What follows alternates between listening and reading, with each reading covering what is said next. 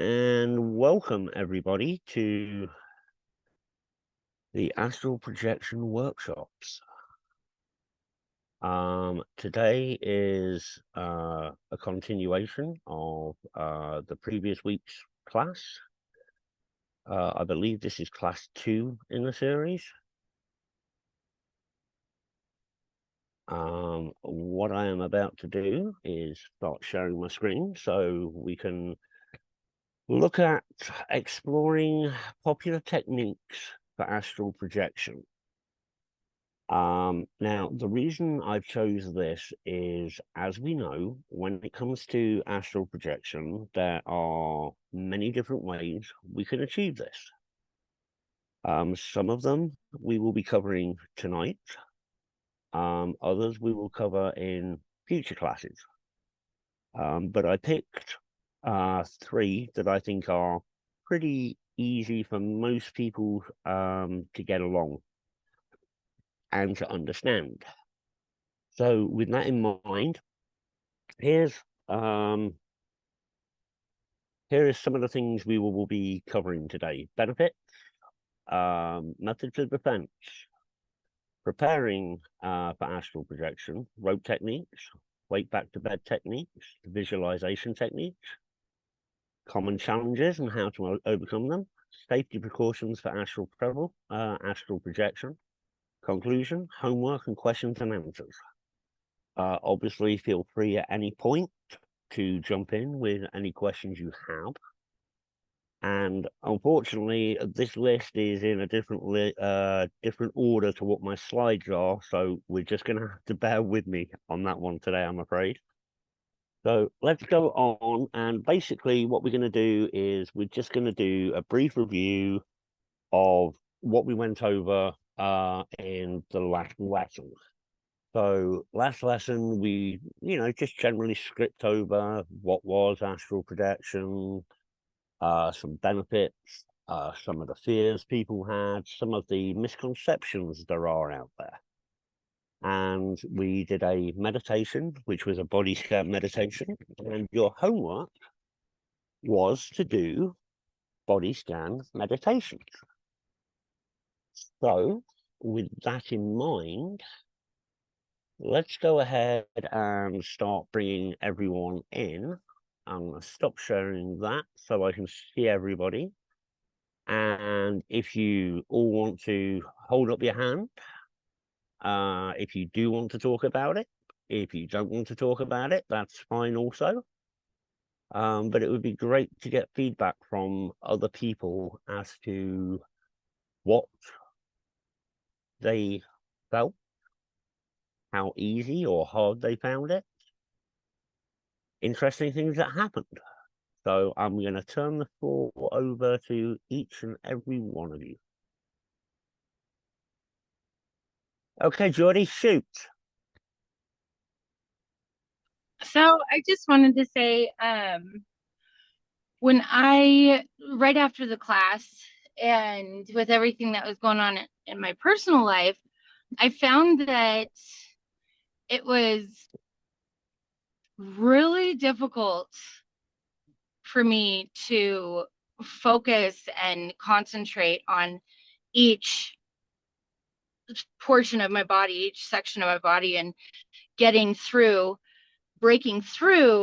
I would say the extreme emotions that I was going through. And since then, doing it, it just seemed like it has helped me in the aspect of working through my trauma and working through those, it felt more of working with my chakras and reorganizing my emotions and, putting them in the necessary places. So I really did enjoy it, and I have been enjoying it lately, but at first it was really, really hard for me to do.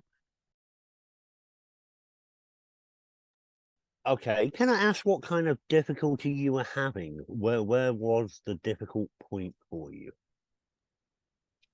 My stomach area and my chest, heart chest area and just basically my torso area. It just felt like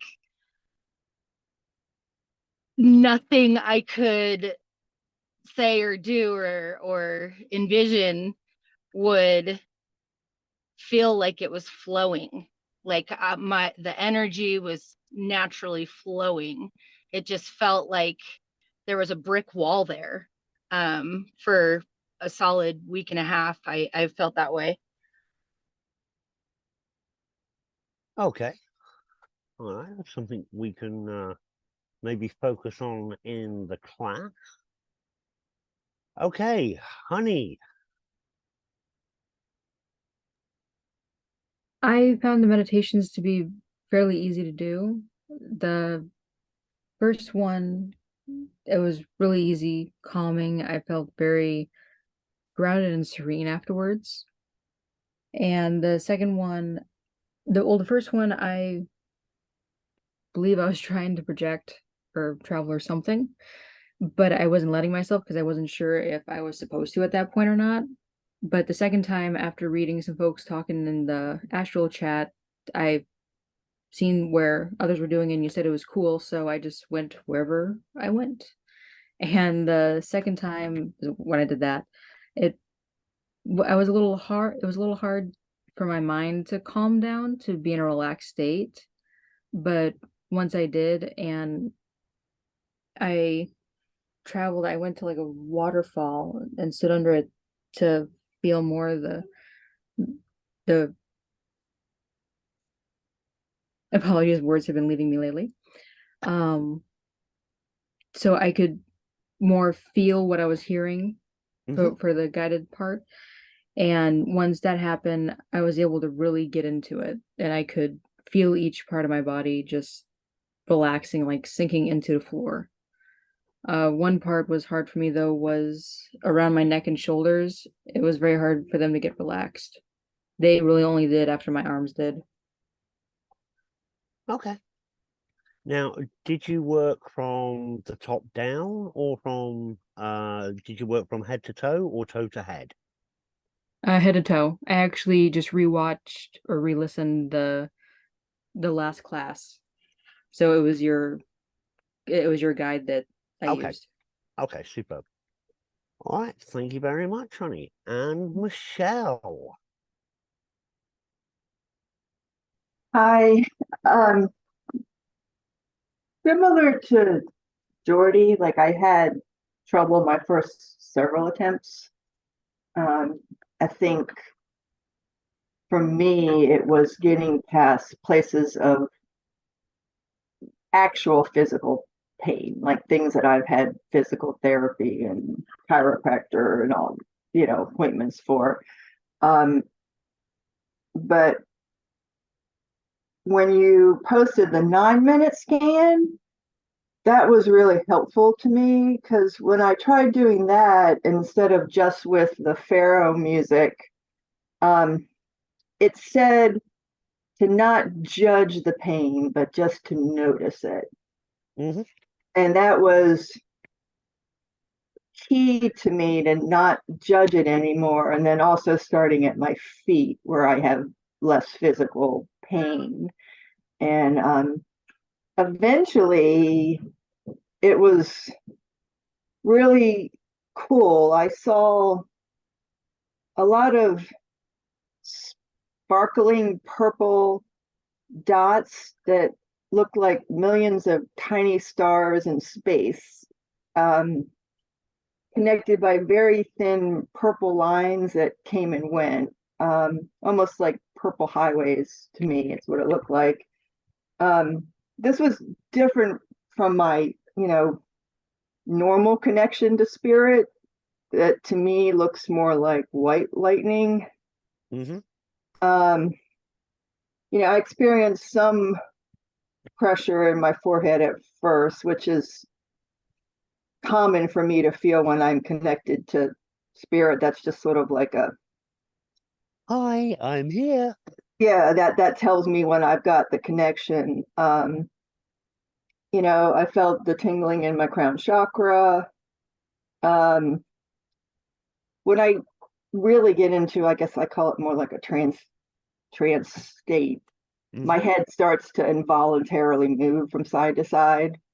That's actually not uncommon. Yeah, and the muscles around my eyes would rapidly flex a lot. I mean, eventually I didn't feel my body much at all. It was really cool because like I felt like I was at the point that I needed to tell spirit where I wanted to go, but I didn't know the next step in the process. So Right. so that's kind of, you know, it was, for me, it was nice to get there after lots of unsuccessful attempts. Oh, good. Yeah. All righty. And next we have Bex. Hello, Paul. Hey. Well, I've been doing body scan for years. It had been a while since I'd done it, so it was sort of like a refresher for me. And once I got back to doing it quickly, I would use it to like just relax completely. Like when I learned to do it, I would use it to wind down at the end of the day. Because I had a really active mind and I had lots going on in my life at the time. So I used that to calm the mind for sleep. And I got pretty good at it pretty fast. But it's been a long time since I've done that. And this time I sort of started using it just to get into a relaxed state. And then I would go into a normal meditation. So it might have been like in a forest, speaking with guides or something along those lines. Okay. But you managed to find that because you've done it in the past, it took a couple of attempts for it to just click, and then it came quite naturally. Yeah, it did. And the thing that I struggled with was going really slow, like as if it was guided. But yeah, once I stopped worrying about trying to do it guided, it was really easy and sort of fell back into it. Yeah, I mean, the reason I put the guided in there is some people struggle with my accent, and I'm not necessarily the best at guided meditations. And I just figured that one was that one was shorter, and therefore might help people who hadn't done it before get used to it. That's why I asked you to do it a couple of times. I know class was put off. But I just hope people have found it's a tool they can use just for general relaxation as well. Yeah, I find it's really good for that. And there is absolutely nothing wrong with your accent. People probably have a harder time understanding me. Okay. And let's go to the next one, which is Andrea. Hey, Paul. Hey, how we doing? Good. How about you right now? Oh, I'm breathing. Well, that's the main thing, right? Yeah, exactly. I'm breathing and my heart's pumping, so we're good. Oh, that's good. I just wanted to mention that I've been doing like a body scan for, I guess, a couple of months now. I learned it from a course in miracles. And I start from my heart and I go down to my feet to the Mother Earth. Okay. Then I come back up to my heart and I'm going through each of the chakras. And I go through my legs and my arms, and I go up to my head and my crown, and up to the sky, to the heavens, and come back down again. And I find that this is not only relaxing to me, but also too is that I do it in a way that the way of travel is with a sun and a wide ribbon of healing, glowing golden light. So all the connections are there in the body when they all are passed through each one. And like I say, I found myself very, very relaxed. I've also found one night I was doing it and I ended up falling asleep before I did my prayers. So it's a great method of being able to heal, especially my hip. And I noticed that the pain is not nearly as bad now because of it. Okay, superb. All right, I'm just going to hop on over to chat, and we have Jennifer that said, I felt very present in the moment. My body felt very relaxed. The last time I did it, I was starting to feel energy around me. Good, good, good, good, good. That's what we like. And Honey said she liked the Thermo mantra as well. That's no problem.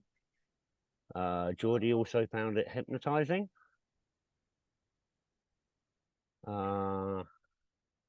Geordie's coming with that's beautiful, Bex. So censoring everything within. I love that. I haven't been doing it that way, especially when I felt the way I have with it lately. Good, good, good, good, good.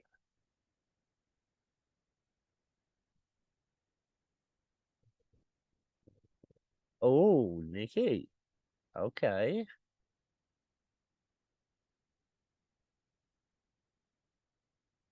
Unintentionally going there. Hear you talking, but I'm scroll down a little bit. But I'm not there. Okay, that's interesting. All right, so let's go back to the slide.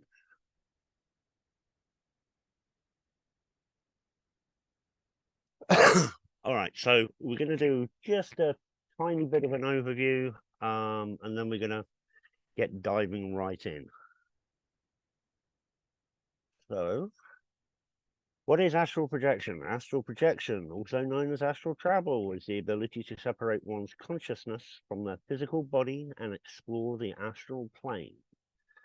The phenomenon has been reported in many cultures throughout history, often associated with spiritual and personal growth. During astral projection, the individual may perceive themselves as floating above their physical body or traveling through different realms of existence.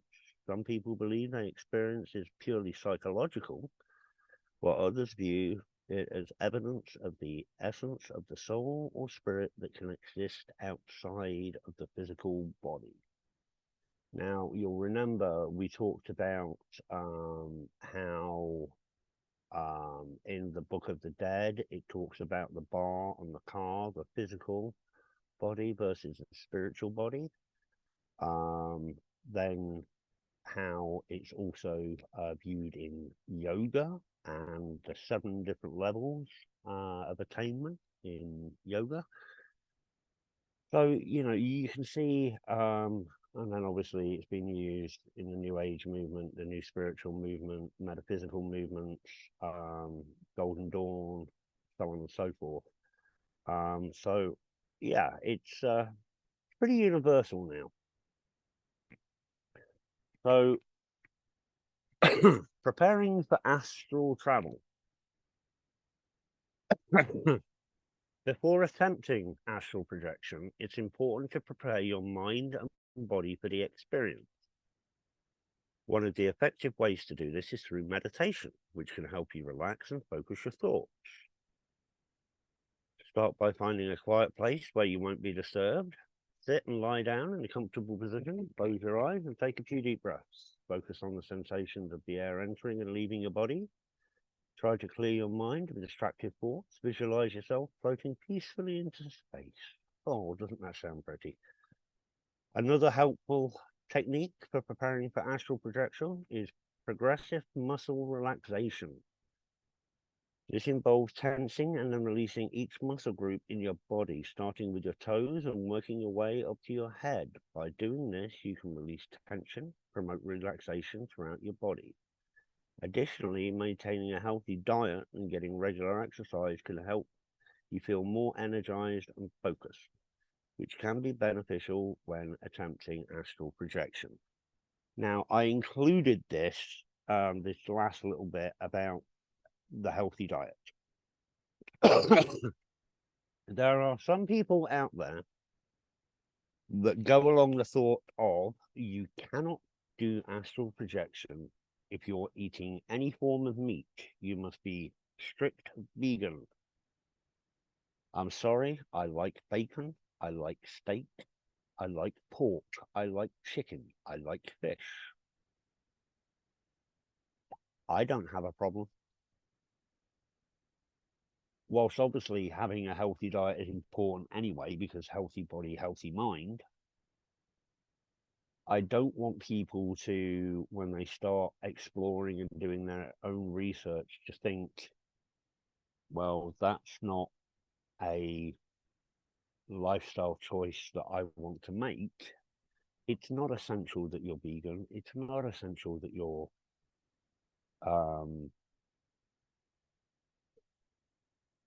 vegetarian. You don't necessarily even have to have a healthy diet. Okay, but one thing you are going to have is that connection between your mind and your body, where it goes, where it says meditation is a great way to get your body used to it. The last thing you want to be doing is having your body tense while you're astral projection. One of the reasons for this is it will lead to a condition that's known as slapback, which is basically you become aware that your body is tensing up. And because you're aware that your body is tensing up, the way your mind interprets that is, I need to get back to my body in a hurry. So you go back to your body in a hurry and you hit with an almighty thump. I've had it happen to me a couple of times, and talking on my personal experience, it's like somebody's lifted me up and thrown me against the wall. So obviously that's why keeping relaxed, keeping in control of your mind, because you remember, relaxed body, alert mind. The mind will lead the body. However, the body can call to the mind. Something to be very aware of. Now, this is something I kind of touched on the last time we had class, how there are different realms or different levels to the astral world. Now, again, if it's on the internet, it's got to be true because Abraham Lincoln said so. Depending on where the influence is coming from, you will see 4 levels, 5 levels, or 7 levels. If you're looking at 7 levels, that tends to be coming from the Indian philosophy. So things like yoga follow a 7-realm sect when it comes to the astral realm. I personally use 4. I was taught 4, therefore that is what I am going to teach you guys. So the first level is the physical astral bridge. This is when it's the closest to the physical realm. Okay. Experiences often closely resemble the physical world with subtle differences or distortions. Astral travelers might find themselves in a familiar environment, such as their own homes or neighborhoods. This level can serve as a transitional space for those that are new to astral travel. So this is the way I like to explain it to people. This is the separation. This is when you first separate. Now, if we're talking about astral projection, this stage here would be your awareness stage. This is when you become aware that you have actually separated from your body. Now, one of the things we're going to be doing next week is we're going to be stepping out of our body. We're not going to be going anywhere. Well, maybe we will. Maybe we'll have some fun. But what we'll be doing is we'll be concentrating on our local surroundings, things that are very familiar to us, like our house, our yard, our street. So this is that physical astral bridge. That is the separation stage. Then we go on to the lower astral plane. Now, lower astral plane is associated with lower vibrational energies and negative emotion. Entities encountered here might include confused or aggressive entities, as well as residual energies. It's often seen as the realm of testing, where one's fears and unresolved issues may surface. Now, if you can remember in the chat, in our class chat, I was talking about fear. And the reason I was trying to introduce fear into the conversation is for this purpose. When you first start projecting, it can be really off-putting, especially if you've never done it before, intentionally or otherwise. And sometimes, even though you're just in that first phase, the bridging phase, falling into, I say falling, going into a lower vibrational state is it's common, which is why it is really important that when you go into doing astral projection or astral travel, you have clear intentions. Now, if you can remember us talking about intentions and things like affirmations and using mantras,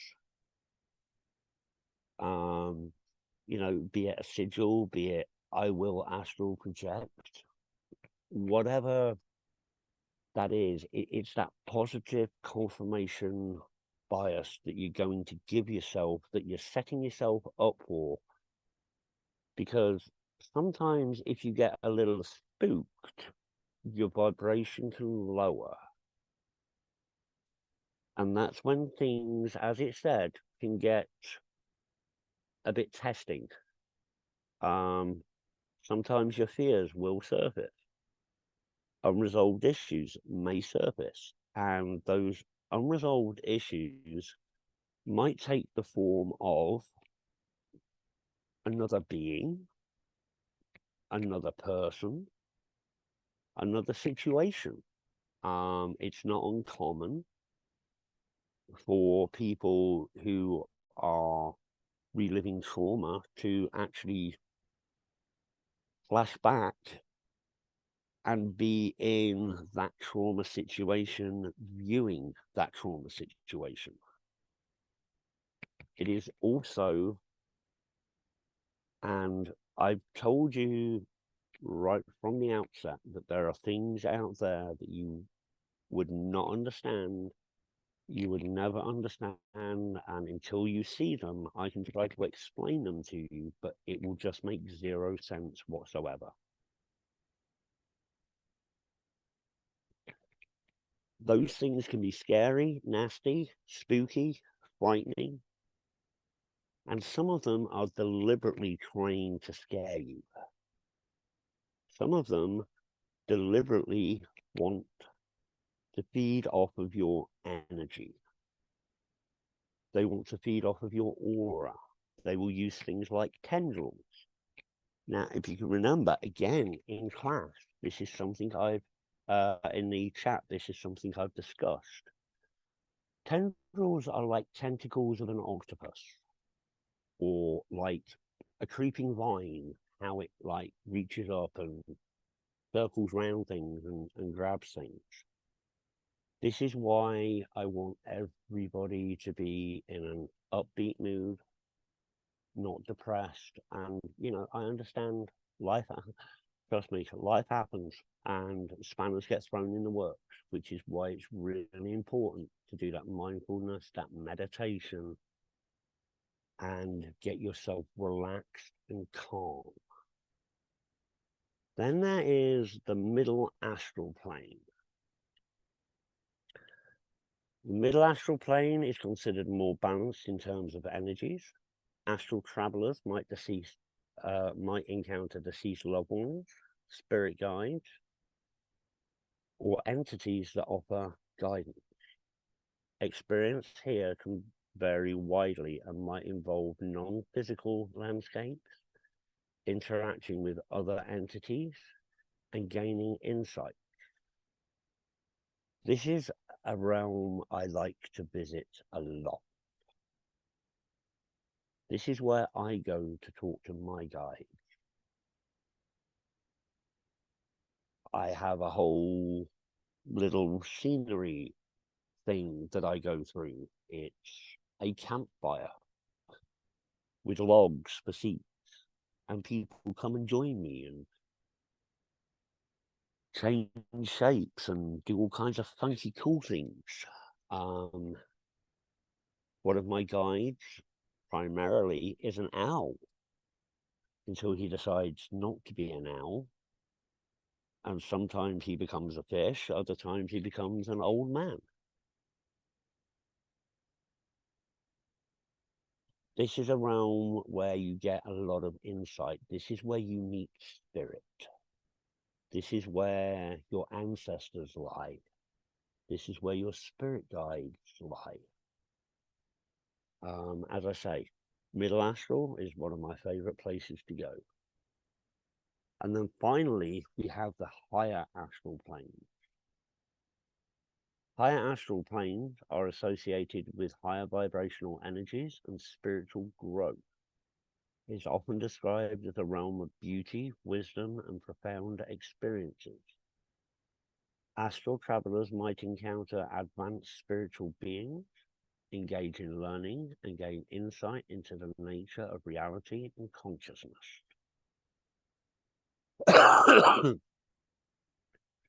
Now, if you can remember back to the first lesson, when I talked about overcoming things like fear, overcoming the fear of death, this is a realm where some people have said the entities there almost look angelic. Some people have described it as a heavenly experience. For me, this is when things get fluffy. And I use that term, not that the unicorns start farting rainbows, because that never happens. I have seen unicorns, but never farting rainbows. So that is the higher astral realm, the higher beings. Just like in low vibration, you have things that are murky and sometimes dark and sometimes frightening. At the higher vibrational frequency, you have things that are extremely knowledgeable. You have beings and entities that are just magical and that share things with you and that give you insight and information and guidance, kind of like they do with the middle realm. But it's on a completely different level. It truly is like a spiritual,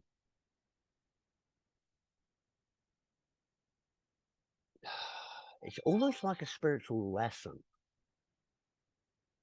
And I know that sounds strange, but if any of you have experienced that, you'll understand what I mean. So what I'm going to do is I'm going to stop my share very briefly, and then I'm going to go to the chat and have a look at the questions there, because I see chat is starting to blow up. So let's stop that share. And come on over here to chat.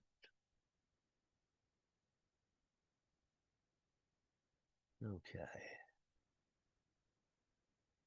So,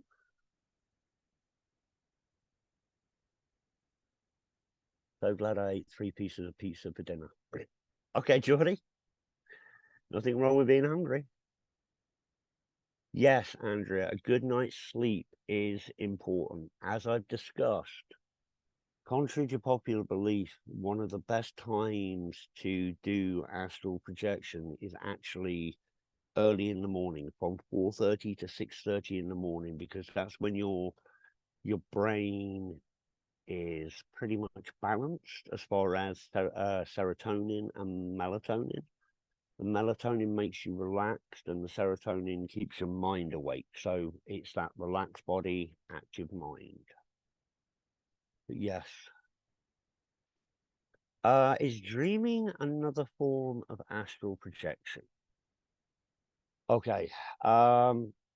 Yes and no. There is a type of dreaming that's called lucid dreaming. This is something we're going to be discussing later on. Lucid dreaming is a dream state where you are aware of the fact that you are dreaming, and where you have influence over the dream.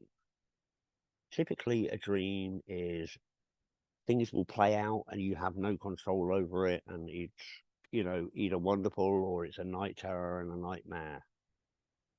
With a lucid dream, you have the ability to control the dream. Now, lucid dreaming is actually a really good transition point to get from lucid dreaming to astral travel. Is exceptionally easy. However, lucid dreaming is a whole skill set on itself, which we will be discussing. Is it possible to totally skip the lower astral plane, or do you have to go through it on your journey? It is absolutely 100% possible to skip it.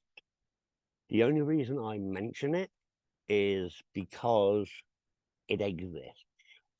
And I wouldn't be doing you justice as a teacher if I didn't tell you about the good, the bad, and the ugly.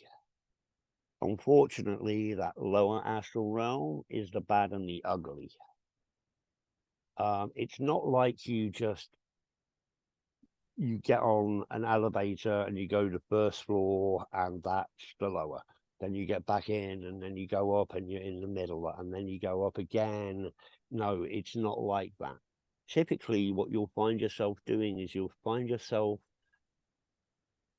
plane shifting, which is where you will give yourself the ability to go higher, to go higher, to go up.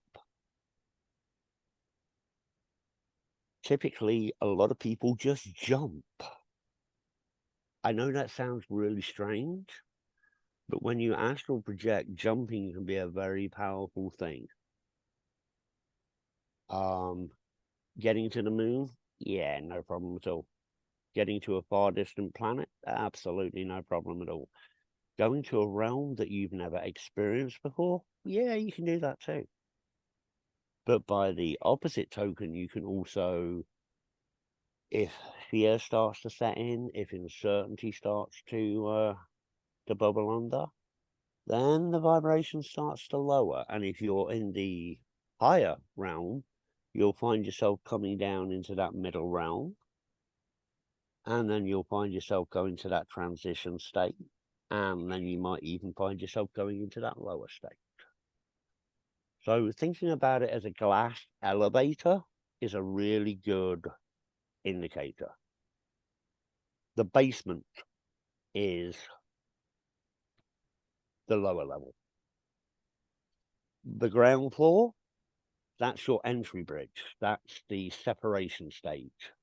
The first floor, that is the middle. And then the penthouse, that's your upper. Paul, your previous slide, when it described the lower astral plane, it described it in terms of lower vibrational negative entities that are associated with you, but could there also be like negative entities there that are totally unrelated to you? Absolutely, they can. In fact, Okay. there are entities that specifically go to the lower realm. There are people that specifically go to the lower realm.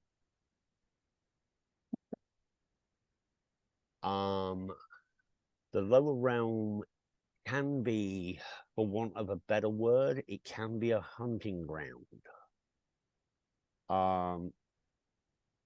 Negativity and anger and frustration and fear, especially fear.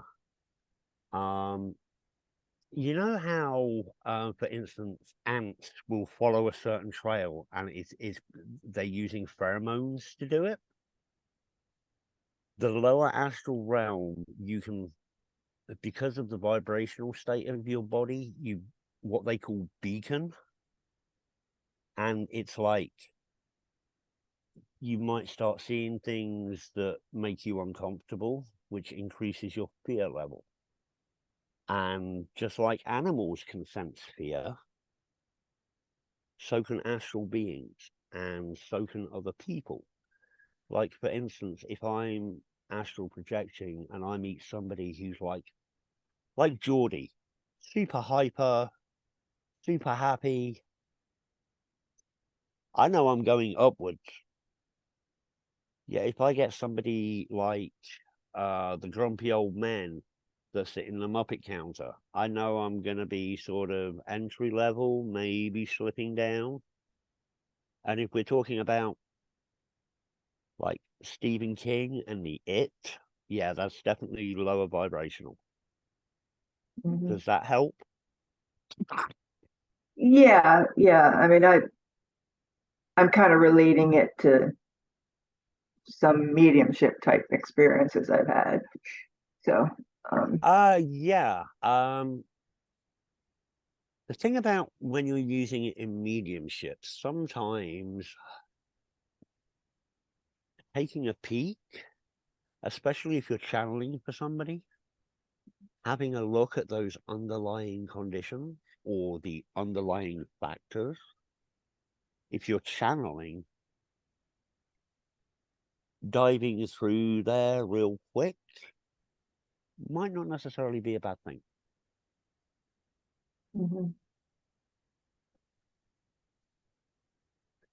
So, in respect, the lower levels, Danny comes in with the question, can the lower planes not help you work through these issues?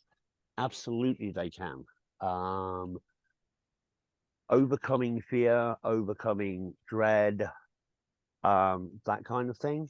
Yes, they can. But again, I'm going back to my safety thing.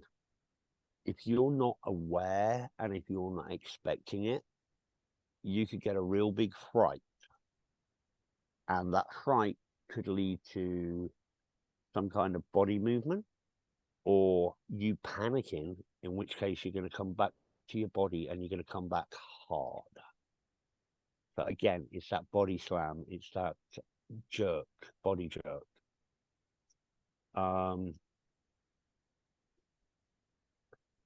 So yes, the lower realm can help you work through there.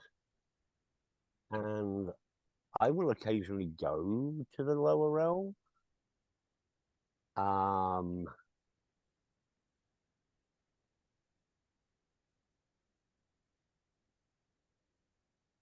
To face things.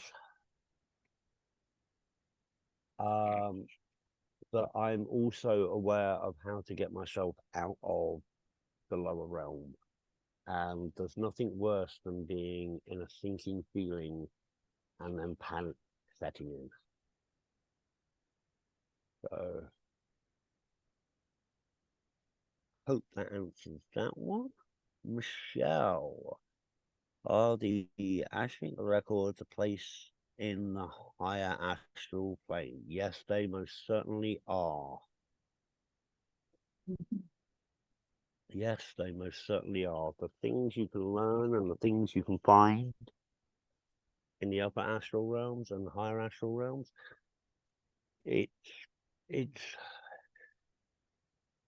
this is where me teaching becomes difficult, because I'm trying to explain things that you really have to see, to believe, to understand.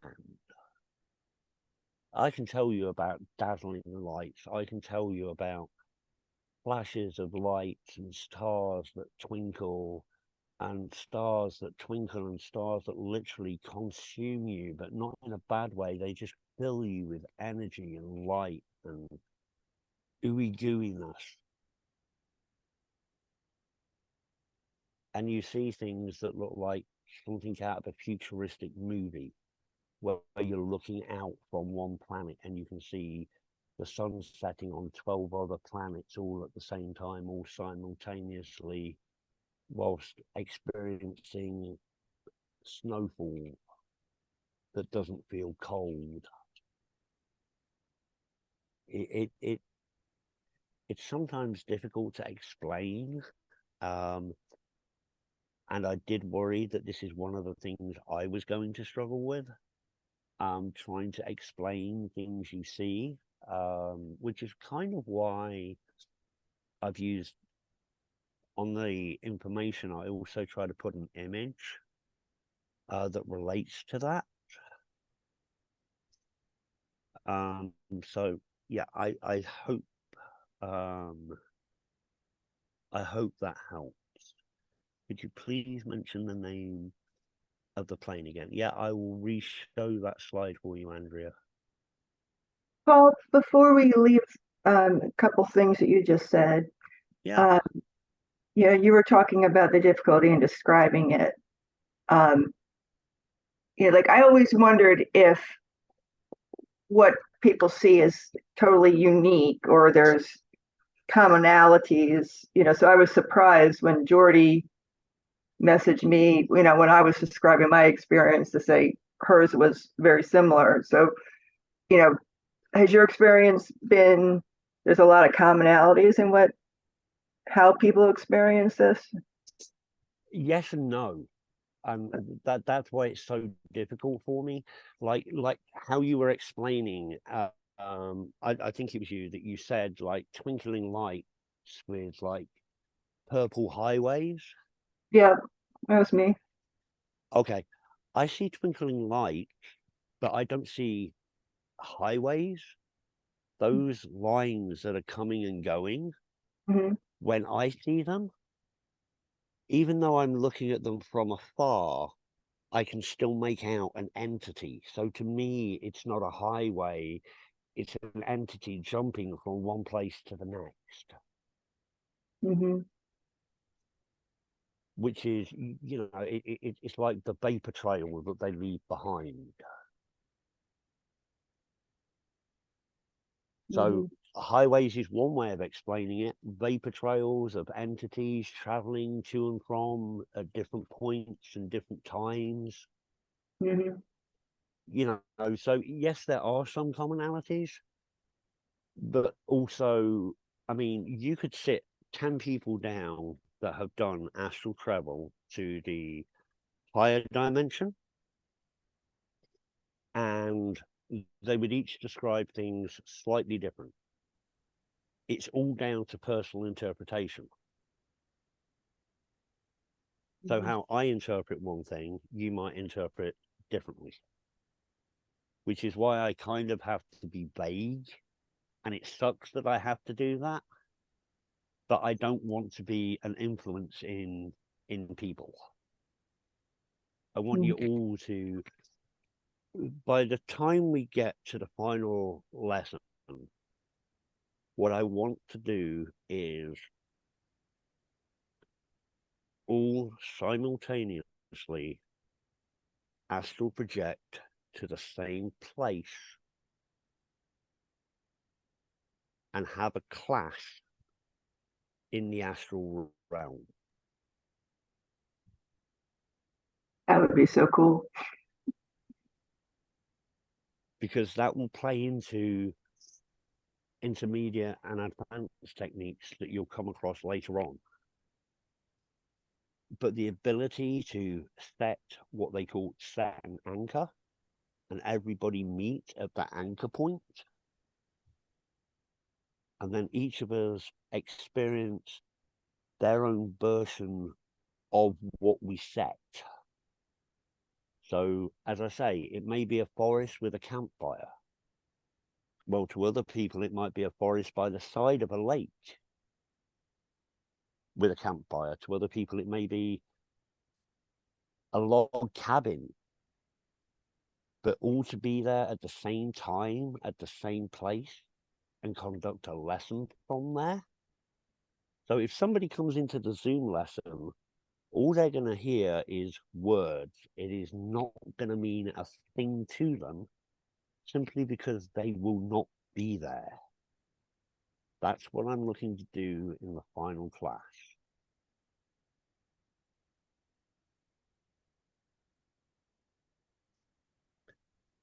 And Jennifer, thank you. Yeah, the physical astral bridge, lower astral plane, middle astral plane, and higher astral plane.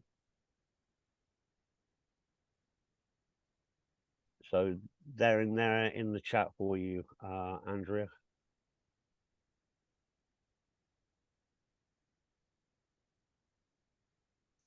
When I do a meditation to meet with my guides, would that be in the middle plane? Or is that something else? I meet my guides, Bex, I meet my guides in the middle plane. Sometimes we seek the advice of others and go to a higher plane. But I typically will meet my guides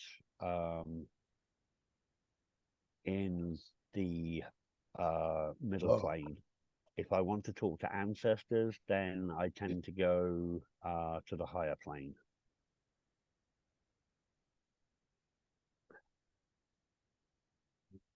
Lectures or something like that.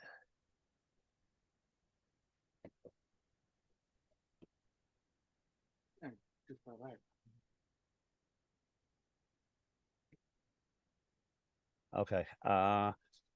Fetches. Honey, that's not something I'm familiar with. Do you want to come in? Sure. Fetches are okay, historically slash mythologically, they're from Celtic and Norse tradition, majority wise, and they are this one is particularly Celtic. It is like a part of you. I don't know if it's like part of your conscious or part of the astral. I don't quite remember exactly the terms they used, but it's where a part of you goes into the astral, but the majority of you stays in your body still. It just kind of like partial separation. Yeah, I'm Yeah, assuming so. Yep. Yeah, sorry. Yeah, partial separations. Yes, that is something we'll be learning about. Okay, cool. Thanks. You describe these four planes. I feel like I may have been to the first three at various times. Yeah, Danny, traveling between planes is perfectly normal, perfectly common. It's not like you just go and stay in one realm. I mean, you could do if you wanted to, but typically, like projection, you're going to a specific location or a specific point. Astral travel involves traveling. So 1 minute I may be here in the US, next minute I may be stood on top of the Eiffel Tower in France, then I may be in the Champs-Elysees, or I might be in the Colosseum. So yeah, going between the different planes, yeah, absolutely. It can happen in the same. It can happen in the same travel, the same projection. Absolutely.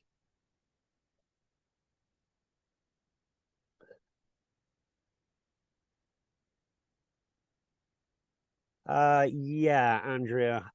It is a human hormone. And yes, you're right. It does deplete with age. However, I am not in a position to be saying people need to go out and buy a supplement. That is not for me to talk about. That is for you to discuss with a healthcare professional, not some guy online. Danny, oh my God, I've done that. Jumping, yes. Oh, apparently Geordie said you did that in the last sigilization class with the wonderful Mr. Tet.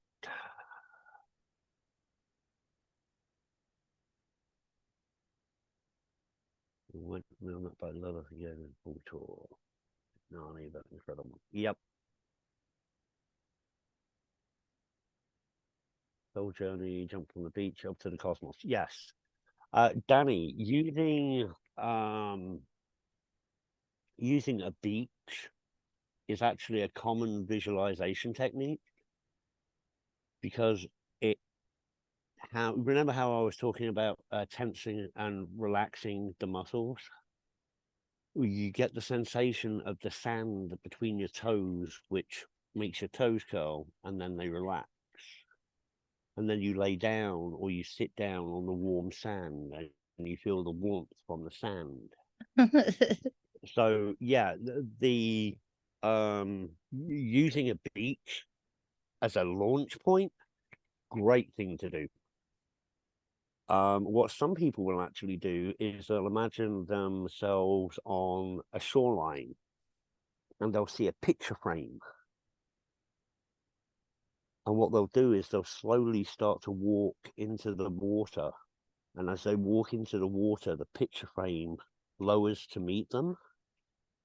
And then they focus on the picture frame and they've got the sensation of the resistance of the water. And then once they step into the picture frame, that resistance goes and they go into the cosmos. So again, it's about that that separation point. So it's a way of separating through using visualization. So yeah.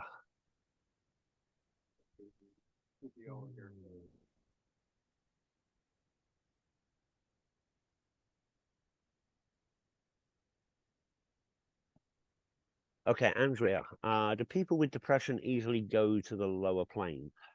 No.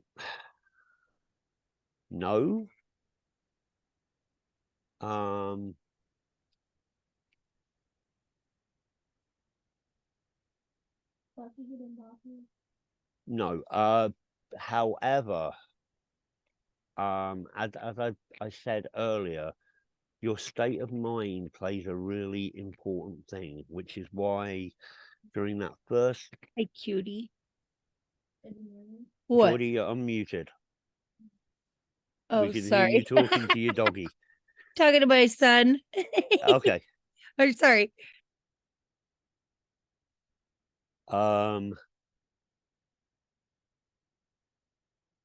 Having okay, I'm going to use terminology I don't like to use.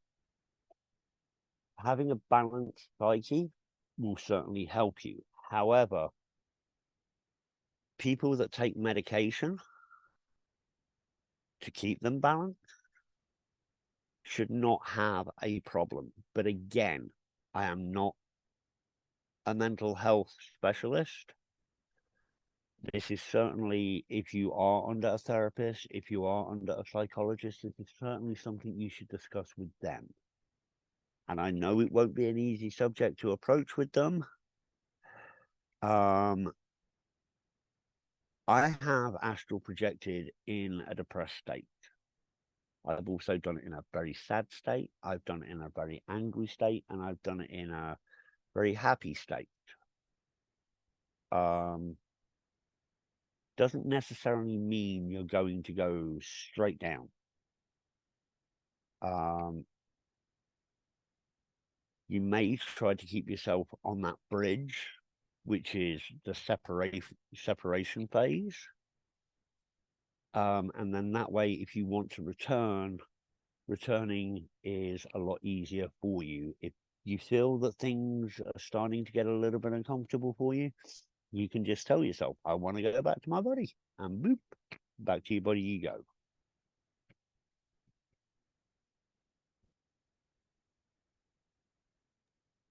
Thank you.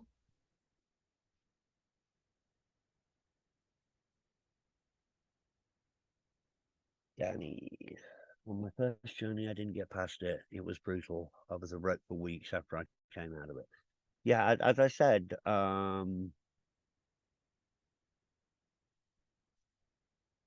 you're not going to. I mean, I said this in the first class. Have I ever known anybody die on an astral visit, astral trip, so on and so forth? Absolutely not. No. Am I saying that it hasn't happened? No, because that would be foolish and stupid of me. But yeah, it can take a toll on you. But by the same token, it can also be beneficial for you. It can also be uplifting for you. So, as with everything, there are pros and cons to it. And like you say, once you were able to move past it, it was absolutely wonderful.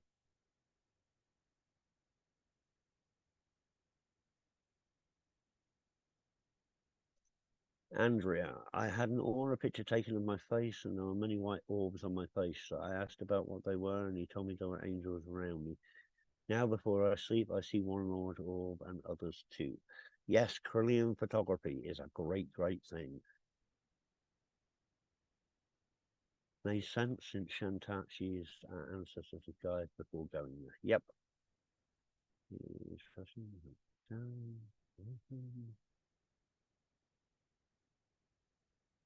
Yeah, exactly. That's where I want to go. And the final class, that's where we will be having class.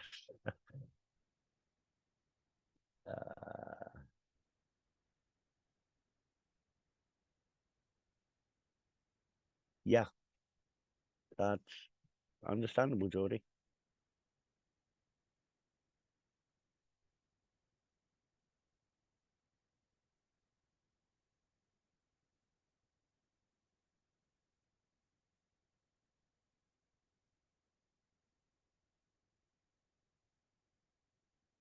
I will reserve comment on that one.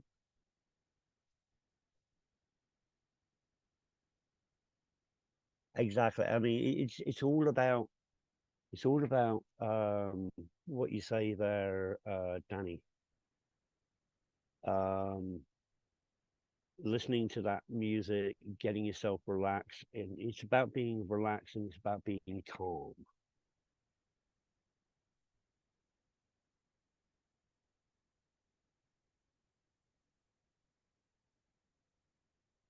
Okay, Danny, can it be done to travel between dimensions at the same time? Yes, not only can you travel between dimensions at the same time, you can also go to the past and the future and somewhere else all at the same time. It's called biolocation.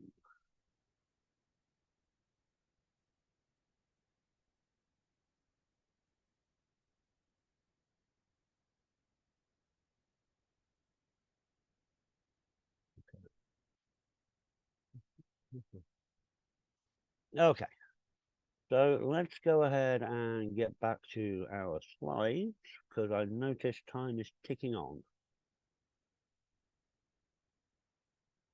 So what I'm going to do is I'm just going to go through the remaining slides and then I'll go back to chat right at the end for the questions and answers session. Let's go ahead and start sharing. Okay. So safety precautions for astral projection. While practicing astral projection, it is important to take certain safety precautions to ensure a positive and safe experience. One of the most important things to do is to set clear intentions before attempting to leave your physical body. This will help you stay focused and avoid negative entities and experiences. Another important precaution is to protect your physical body while you're out of it. You can do this by visualizing a protective shield around your body or asking for protection from spirit guides. It's also important to avoid negative entities by staying in a positive mindset and not engaging with any negative energies that may be present. So that's pretty much what we've already discussed in the from the questions in the chat. So some of the popular methods of defense: setting intentions and affirmations, personal mantras, white light visualization, energy cleansing and grounding, guardians, guides, and higher beings, mental shields or symbols, crystal protection, time limits or safe zones, silver cord awareness, or weapons. Now, a lot of you are going to say, weapons? WTF?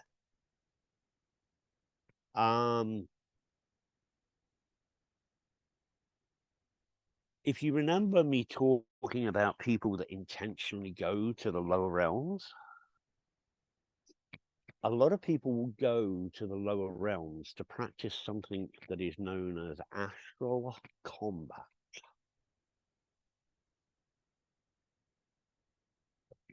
So, the way to think about this is literally having a fight, but having it in the astral realm.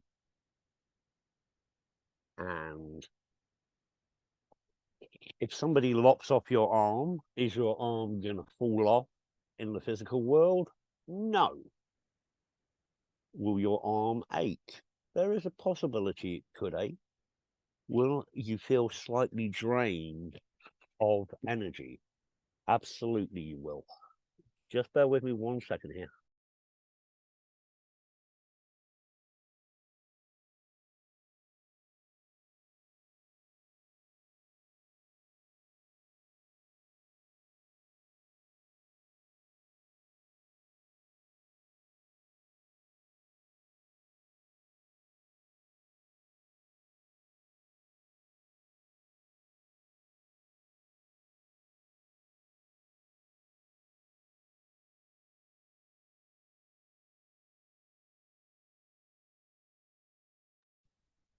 Okay, sorry about that, guys. So yeah, sometimes people engage in astral combat. It's like a video game, but it's not a video game. And it's not a life force that you're dealing with, but some people do feel drained after astral combat. They feel exhausted, they feel tired. Just like if people meet negative entities, they can feel drained, they can feel tired. So the only reason I put it in there is, again, because you have to be aware of it.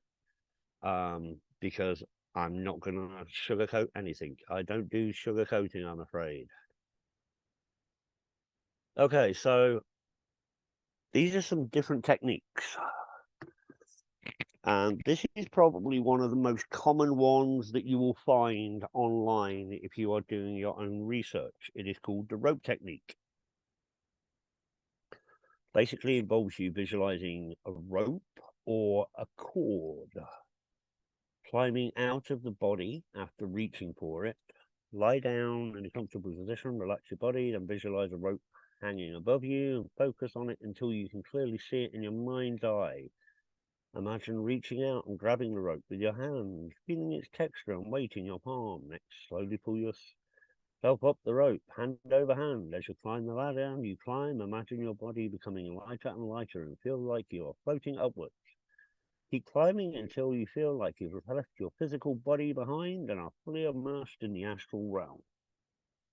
This is one of the most common techniques, but it involves visualization, which some people struggle with. So, here's another method you can use. This is the wake back to bed technique. The wake back to bed technique is a popular method for inducing astral projection. It involves waking up in the middle of the night and then going back to sleep while maintaining awareness. To practice this technique, set the alarm for about 4 to 6 hours after you go to bed. When the alarm goes off, get out of bed, stay awake for about 30 minutes. Use this time to meditate or read about astral projection and help keep your mind focused. After 30 minutes, go back to bed and try to fall asleep while keeping your mind aware. You may feel sensations such as vibration or floating sensations as you begin to separate from your physical body. This is how I was taught to astral project. The wake back to bed method. Basically, what you're doing is when you get awake and you've been asleep and you wakey, your melatonin level will dip and your serotonin level will increase.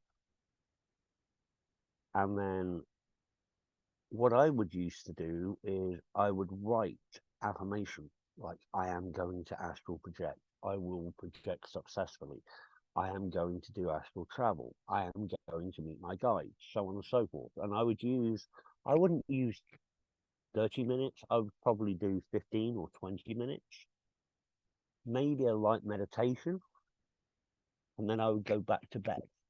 But what I would do is when I would go back to bed, I would start repeating that affirmation and that intention over and over again in my body. And slowly I would feel my body start to relax. But because my mind was still very, very aware of things, I was able to tell, oh, hello, I'm getting really, really relaxed. And how about I try lifting my hand without lifting my hand? Oh, look, my hand's just lifted. Great.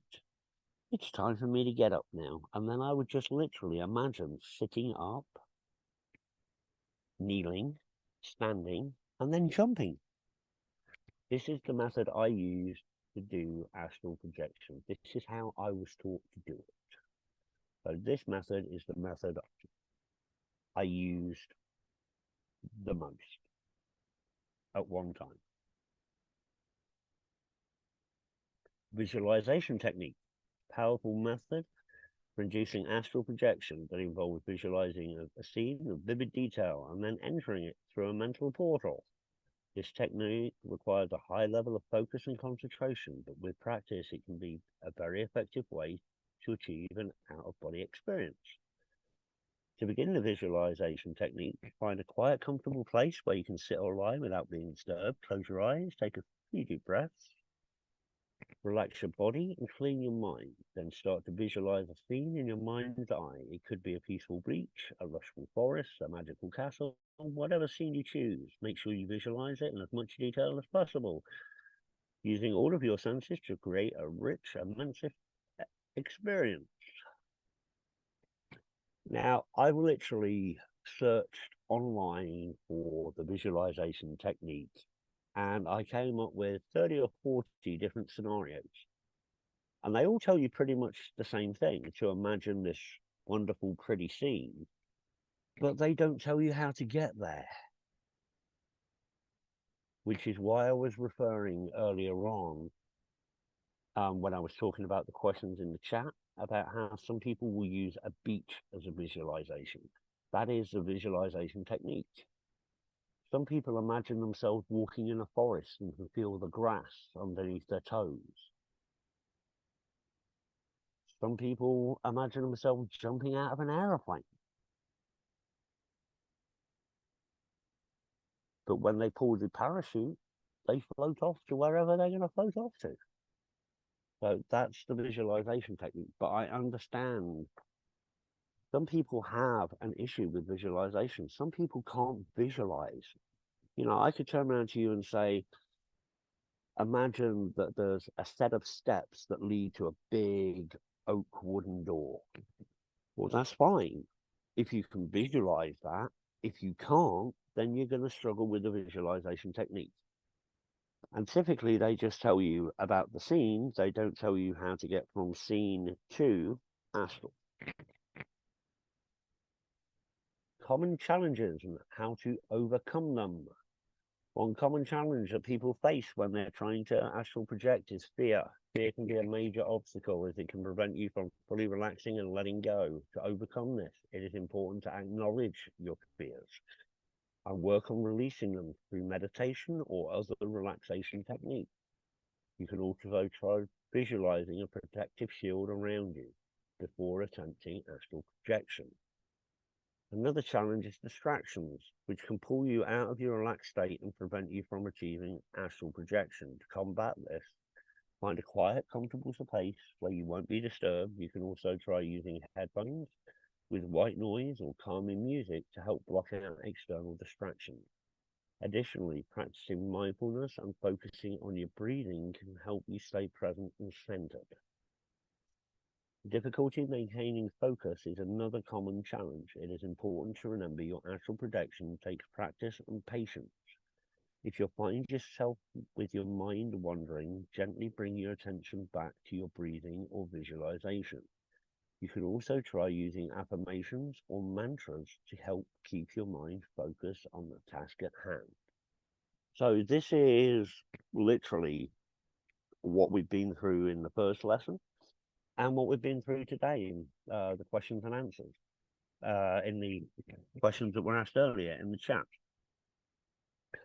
Distractions. Everybody knows we have real life going on. Typically, another reason why I like to project early in the morning. Typically, nobody's awake. The cat might be. And yes, the cat does have a habit of running over me, which is distracting. So yeah, I mean, the protective shield around you before attempting astral travel. This is something I want to explore more.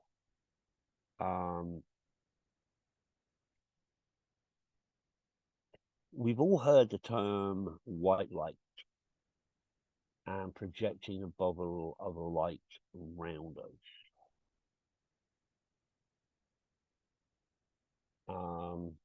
Let me do the conclusion real quick. In conclusion, astral projection is a fascinating concept that offers many numerous benefits to those who are willing to explore it. By practicing techniques such as the rope technique, wake back to bed technique, and visualization technique, individuals can learn to leave their physical body and explore the astral realm. While there may be challenges along the way, such as fear or distraction, it is important to remain focused and take safety precautions to ensure a positive experience. With dedication and practice, anyone can learn to astral project and reap the rewards of increased self-awareness, spiritual growth, and stress relief. So, homework. What I want you to do is a technique that you use for meditation or for relaxation. What I want you to do is I want you to practice that, but what I want you to do is I want you to imagine a small ball of light, of white glowing mist, and I want this to grow, and I want you to make it grow, and I want you to see if by next week you can get this ball of white light to surround you. And that is going to be your bubble. That is going to be your bubble of protection. Now, this time it's going to be different because I'm going to let you decide how you do this. Whether you do it through meditation, whether you do it through relaxation techniques, whether you do it through breathing techniques. That's entirely up to you. But I want you to practice your homework surrounding yourself with a ball of white light. That is the homework for next lesson. Okay. Questions and answers time. If you want to come into, let me go ahead and, no, I'm going to go through these chat questions real quick. My favorite place while meditating in the garden, so many different flowers where I can meet with my dad. Absolutely gorgeous. When I talk with my father, I lost my father when I was 11. I always imagine like a private gentleman's club, a side room with oak panels on the wall, a wooden fireplace crackling away. My dad sat in one chair, me sat in the other, and us both sharing a nice glass of alcohol. Okay. Like, yeah, no, don't do that.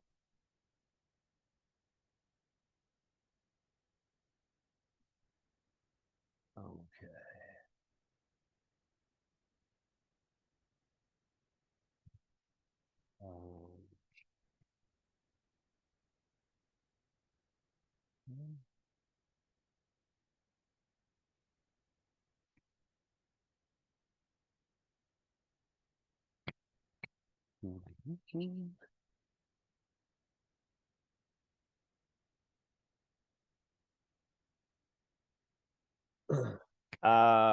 LARPing is fun astral combat. No, LARPing is live action role play, done typically here in the physical world. So, astral combat can, you know, some people do it for fun, some people do it to settle disputes. So kind of LARPing, but not LARPing. What is LARPing? Live action role play. It's like playing Dungeons and Dragons, but you're acting the movement play fighting. Yeah.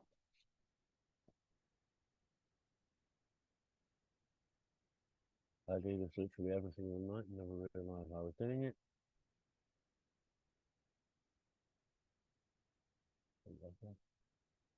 Any fun other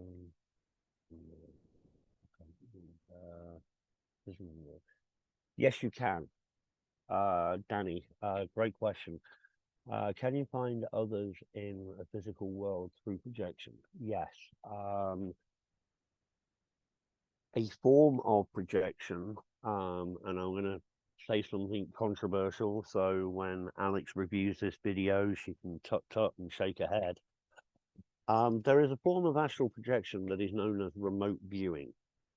Remote viewing is kind of like channeling, but you literally pick up on the energy, or some people use a photograph and use visualization techniques of a photograph and imagine where that person will be, so on and so forth. But yes, entering dream walking is a different thing, but it is related to astral projection. Yes. But yes, you can enter people's dreams, people's nightmares, with their permission. Yeah, absolutely. But as I say, dream walking has a connection to astral projection, but in itself is a completely different subject, and one that's actually can be pretty controversial, which is why I've kind of strayed away from it, so to speak. But as far as finding others in the physical world through projection, absolutely you can. Think of it as a way of channeling, using the astral projection techniques to channel into what somebody is seeing, what somebody is doing, what somebody is feeling. Yeah, absolutely you can do that. Okay. Did I miss about the silver cord?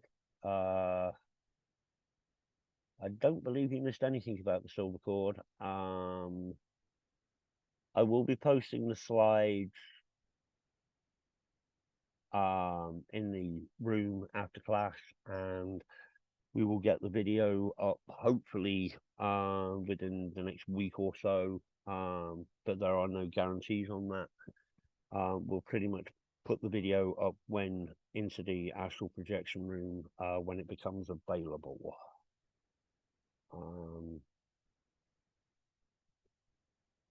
Yes, there are, Michelle, and I will actually be posting a couple of them in the room tomorrow to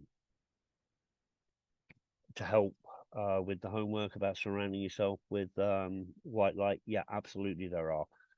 But what I want people to try to do, in fact, what I'm going to do is I'm going to hold off posting them, Michelle, because I want people to try on their own to see how people do it, to see how people combine methods. Basically, the easiest way to do it is to imagine a pea, and then imagine that pea turning into a ping pong ball, and then that ping pong ball turning into a tennis ball, and then that tennis ball turning into a soccer ball, and then that soccer ball turning into a balloon, and then it turning bigger. And every time as it gets bigger, it gets lighter and lighter, and it gets whiter and whiter. So what I want people to do is I want people to maybe do a little bit of their own research. Maybe somebody else could find some and post them in the room and say, hey, I tried this and it's great. So if you come across something in your own research that you think would help others, by all means, go ahead and post it in the classroom, in the chat for the classroom. That's why it's there. It's a resource for everyone. Does it have to be like a ball that grows, or can you just channel white light through your crown chakra? Like, absolutely, you can. I mean, some people will do it through their crown. Some people will do the energy transfer where they push out light, and as they bring light in through the root going up, it turns from as it goes through your root, how it starts off red, then it goes yellow, green, blue, purple, violet, however you want to do it. But what I want people to do is I want people to explore different methods on their own. I want to see if you guys can push yourselves, and maybe while you're doing that, actually help other people by saying, hey, this is a technique I use. And if you've already got one that you do, like Reiki workers, for instance, I know they use light energy. They may have suggestions that even I wouldn't come up with. I'm not a Reiki master. That's out of my field of expertise. However you want to do that projection of light, it's about just surrounding yourself with white light. Now, if you want to imagine that as cotton wool, imagine it as cotton wool. Just remember to leave a little breathing hole so you don't suffocate. Don't need anybody suffocating.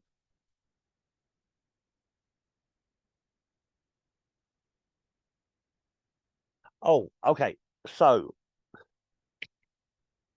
what is the silver cord?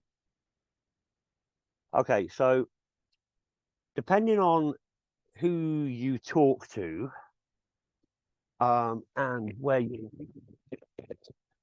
the silver cord is what attaches your astral body to your physical body.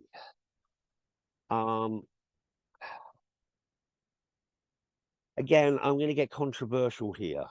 To me, that is people.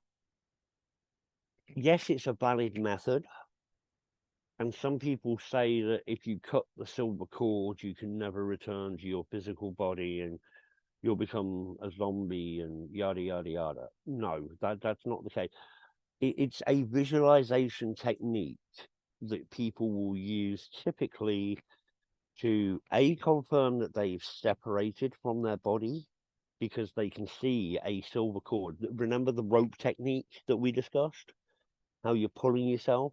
Well, as you pull yourself with the rope, what happens is some people say when they're pulling themselves with a rope, they can see a cord being attached from their astral body to their physical body. So that's what the silver cord is. It's basically what connects your astral body to your physical body. I've used it in the past. I don't use it now. I have the power in my mind to say, I am returning. It is time for me to go home. It is time for me to return to my body. And I find myself back in my body. Some people will use the silver cord to pull themselves back into their body. Again, the silver cord is just a visualization technique to help people, A, confirm that they are separated from their body, and B, to help them return to the body. To me, it is better that you learn the fact that you do not need a cord. It is not essential. You have your will, you have your power, you have your own ability to say, I will return. I'm going to return now. And then you find yourself back in your body. You know, I find that the silver cord technique can actually be used, in some people, and again, I'm generalizing, so I apologize, they can look for a silver cord, can't see the silver cord, and then they start to panic. And then they start to get flustered, and then they start lowering themselves, and their vibration lowers, and their fear increases, and their apprehension increases, and before they know it, they're in that lower astral realm. And then it becomes a self-fulfilling prophecy, because you're starting to see bad things. Oh God, I've been separated from my body. I'm never going to be able to return. Oh no, it's a fear. It's a fear trigger. Whereas if you don't visualize the cord, then you don't have to worry about the cord. So that's where the silver cord comes in. When I do white light, I start from the heart chakra and expand the light out. Perfect, Bex. Absolutely. But right that around me, easily I've done this before, so easier with practice. Yep. I was just thinking about Reiki. Yes. As I say, I know Reiki masters that work with energy, and they manipulate energy. So for them, the visualization of white light might be an easier thing. And I will just say, the reason I say white is at times, and it doesn't just happen in the lower realm, okay? It happens on the bridge, it happens in the middle, and it happens on the upper. At times, there is no color. You'll see other colors, but it's almost as if you're in a big black void. And to some people, this can induce the fall effect of, I'm not stood on anything, therefore I've got to be falling. Oh no, I'm falling. Where's the ground? I can't see the ground. Again, it's about that fear induction.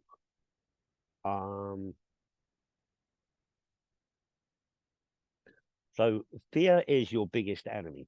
Fear and apprehension are the two biggest obstacles and the two biggest issues you will have when it comes to astral projection. So let me see if there's any more questions. I think I'm all caught up.